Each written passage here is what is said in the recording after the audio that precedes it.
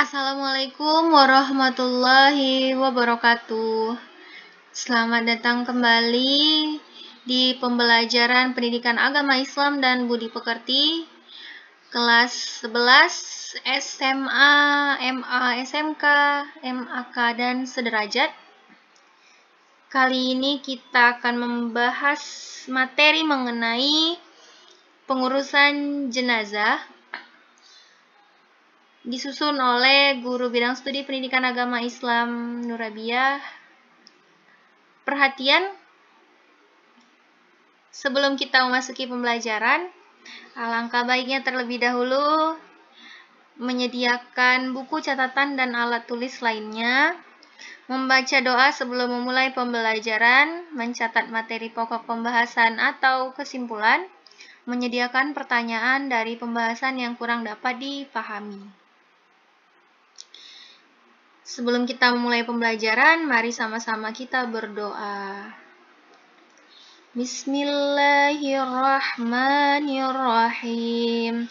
Raditu billahi rabba wa bil islami dina wa bi Muhammadin nabiyya wa rasula.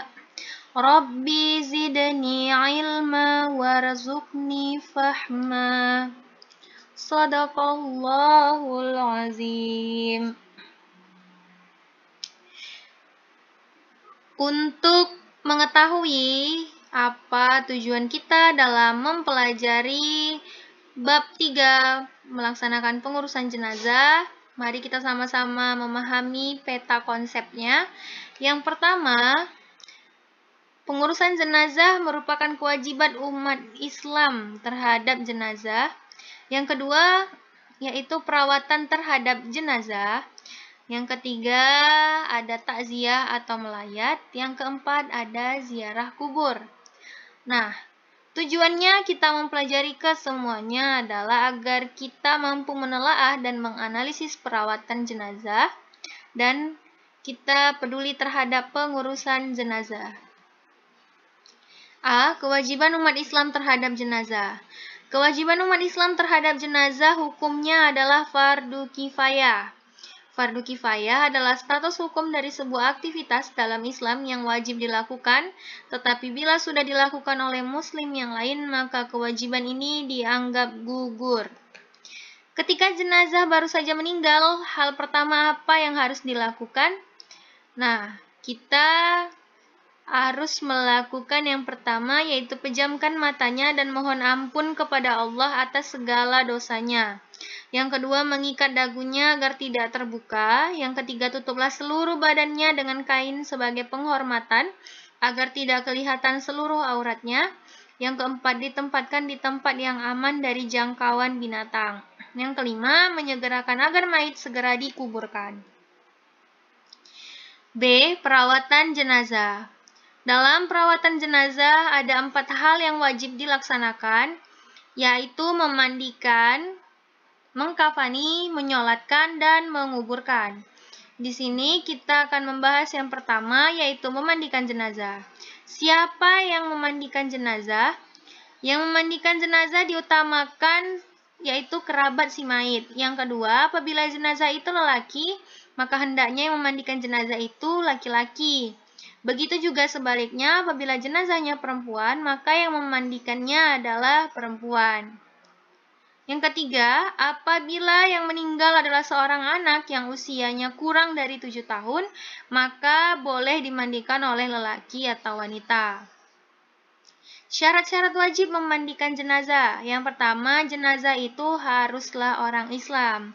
Yang kedua, didapati tubuhnya walaupun hanya sedikit. Perangkat atau alat-alat yang digunakan untuk memandikan mayat. Yang pertama, sarung tangan atau kain untuk dipakai orang yang memandikan agar terjaga dari najis, kotoran, dan penyakit. Yang kedua, masker penutup hidung juga untuk menjaga orang yang memandikan agar terjaga dari penyakit. Yang ketiga, penggosok atau kain untuk membersihkan badan si mayit. Yang keempat, kapur barus yang sudah digerus untuk dilarutkan dengan air. Yang kelima, daun bidara, jika ada, yang busanya digunakan untuk mencuci rambut dan kepala mayit. Jika tidak ada, maka bisa diganti dengan sampo. Yang keenam, 1 ember sebagai wadah air. Yang ketujuh, 1 ember sebagai wadah air kapur barus. Yang kedelapan, gayung. Ke-9, kain untuk menutupi aurat mayit. Yang ke-10, handuk. Yang ke-11, plester bila dibutuhkan untuk menutupi luka yang ada pada mayit apabila mayat dalam keadaan terluka di badannya. Yang ke-12, gunting kuku untuk menggunting kuku mayit jika kukunya panjang. Bagaimana cara memandikan jenazah? Cara memandikan jenazah, yang pertama, jenazah harus ditempatkan di tempat tertutup, agar yang melihat hanyalah orang-orang yang memandikannya saja. Yang kedua, mayat ditempatkan di tempat tinggi seperti dipan. Yang ketiga, dipakaikan kain atau sarung agar auratnya tidak terlihat. Yang keempat, mayat didudukkan untuk disandarkan lalu disapu perutnya sambil ditekan secara pelan-pelan agar semua kotorannya keluar. Setelah itu dibersihkan dengan tangan kiri. Dalam hal ini boleh memakai wangi-wangian agar tidak terganggu bau kotoran si mayat. Yang kelima, setelah itu hendaklah mengganti sarung tangan untuk membersihkan mulut dan gigi si mayit. Yang keenam, mewudukkan setelah itu membasuh seluruh tubuhnya. Yang ketujuh, disunnahkan membasuh si jenazah 3-5 kali. Yang kedua, kewajiban terhadap jenazah adalah mengkafani jenazah. Kain kafan untuk mengkafani mayit lebih utama diambil dari harta si jenazah. Yang kedua, memakai kain kafan berwarna putih hukumnya sunnah, tidak wajib. Maksudnya apabila di sebuah tempat tidak ditemukan lagi kain yang berwarna putih, maka diperbolehkan untuk membungkus si jenazah dengan kain kafan yang berwarna lain selain putih. Yang penting kainnya berstatus bersih dan suci.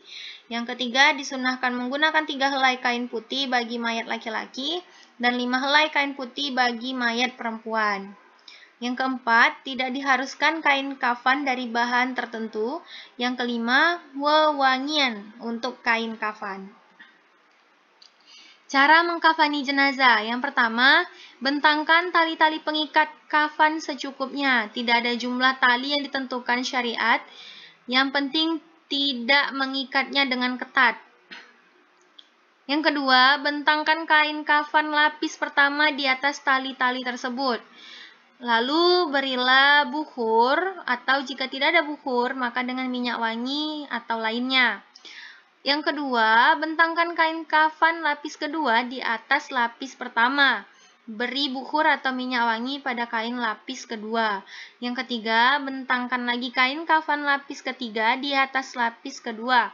Beri bukhur atau minyak wangi pada kain lapis yang ketiga. Apabila jenazahnya perempuan, maka tambah lagi 2 kain kafan di atas kain kafan lapis ketiga, yaitu kain kafan lapis keempat dan kain kafan lapis kelima.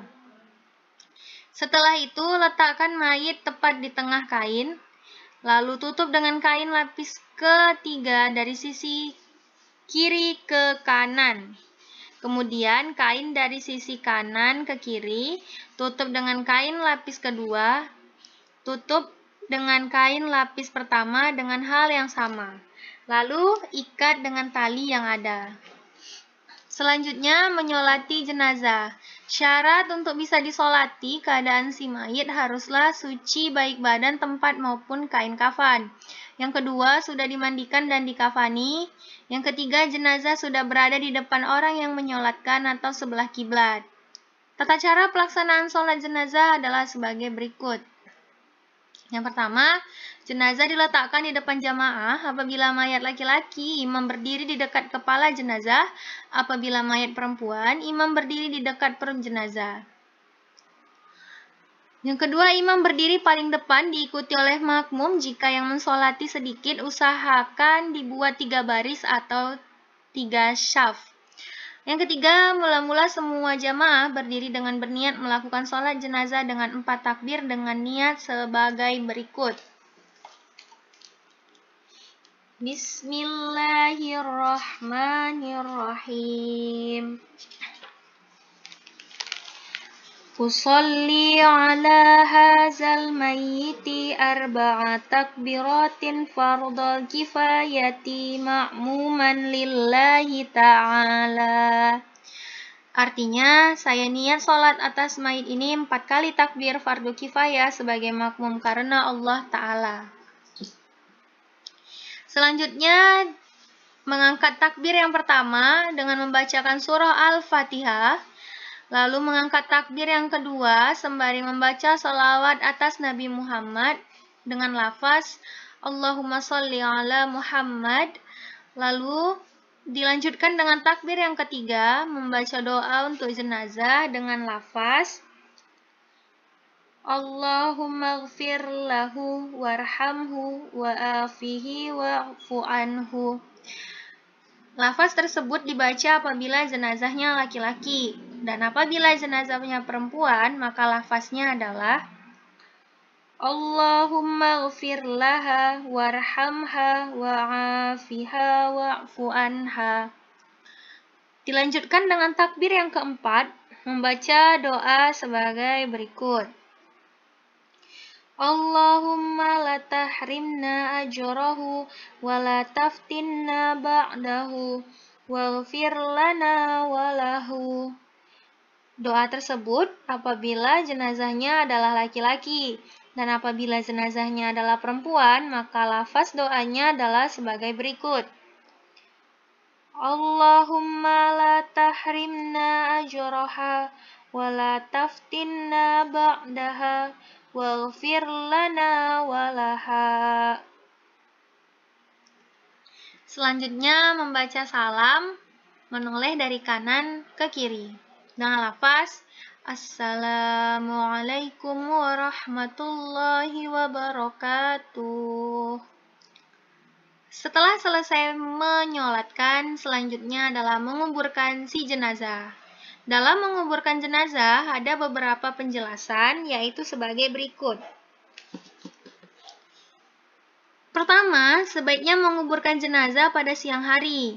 Mengubur mayat pada malam hari diperbolehkan apabila dalam keadaan terpaksa. Yang kedua, anjuran meluaskan lubang kubur. Yang ketiga, boleh menguburkan 2 atau 3 jenazah dalam satu liang kubur. Yang keempat, sebelum dikubur, ahli waris atau keluarga hendaklah bersedia menjadi penjamin atau menyelesaikan atas hutang-hutang si mayat jika ada, baik dari harta yang ditinggalkannya atau dari sumbangan keluarganya.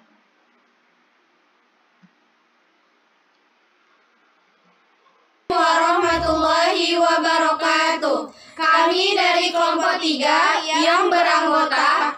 Nama saya Nurul Fadilah. Nama saya Khairuna. Saya Eka Rahmadana Deva. Saya Belar Maya. Saya Kaila Anissa. Saya Nurhaliza. Kami akan mempraktekkan, memandikan, mengkafani, dan menyolatkan jenazah.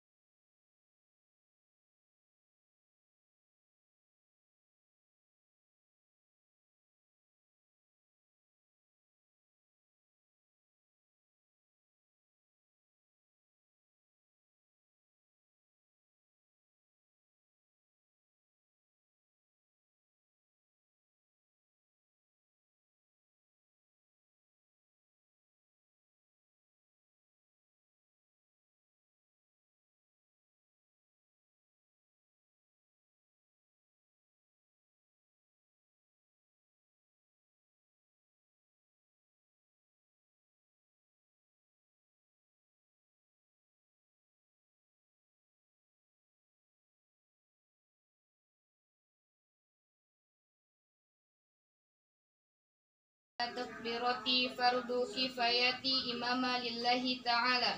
Usolli ala hadhil mayyitati arba'at takbiratin fardu kifayati ma'muman lillahi ta'ala.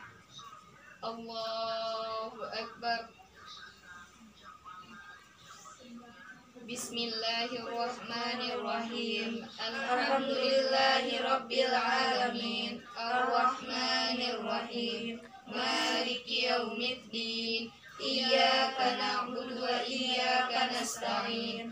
Ihdinas siratal mustaqim. Siratal ladzina an'amta 'alaihim ghairil maghdubi 'alaihim waladdallin.